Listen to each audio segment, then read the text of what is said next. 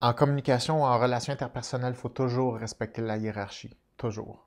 La hiérarchie est toujours plus forte que nous. Donc, il faut jamais essayer, parce que ça ne nous plaît pas, parce qu'on n'est pas confortable, de renverser des processus hiérarchiques dans la conversation.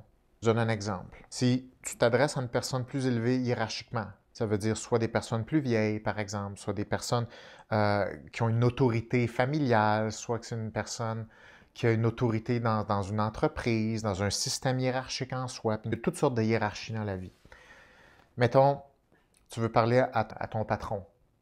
On sait c'est quoi la hiérarchie. On sait que ton patron est au-dessus hiérarchiquement. Si tu veux parler à ton patron et tu essaies, consciemment ou pas, de prendre contrôle sur lui et de déjouer la hiérarchie, c'est sûr à 100% que le patron va utiliser le marteau hiérarchique pour te remettre à ta place. C'est sûr à 100%. La hiérarchie est toujours plus forte que l'interaction dans l'instant présent ou les autres processus émotionnels ou relationnels. Il va toujours être un marteau que la hiérarchie peut utiliser pour te remettre à ta place pour conserver la hiérarchie. Donc, la hiérarchie s'auto-protège naturellement. Tous les systèmes sont comme ça. C'est pas une question que c'est malveillant, c'est pas une question que c'est une forme d'oppression. C'est littéralement fait comme ça, même au niveau cellulaire, même au niveau des animaux les plus simples. Il y a une structure hiérarchique et il y a le maintien de cette hiérarchie-là.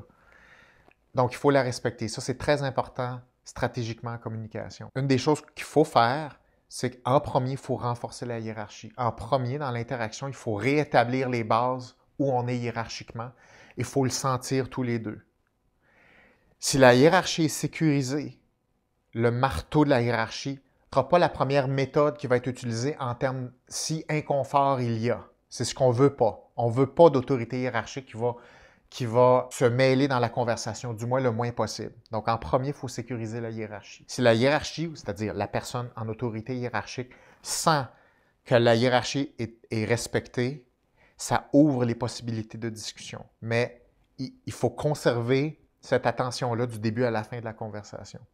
Si à un moment donné, par inconscience, par inadvertance, par maladresse, on essaie de renverser le jeu de pouvoir d'une autre façon, de contourner la hiérarchie, il va y avoir une dureté et il va y avoir la réaffirmation du pouvoir hiérarchique. Et ça, ce que ça fait, c'est que ça a tendance à refermer la relation, ça a tendance à fermer la conversation, la vulnérabilité revient très basse, donc ça a tendance à éteindre la conversation. Donc, c'est difficile d'aller communiquer vers le haut.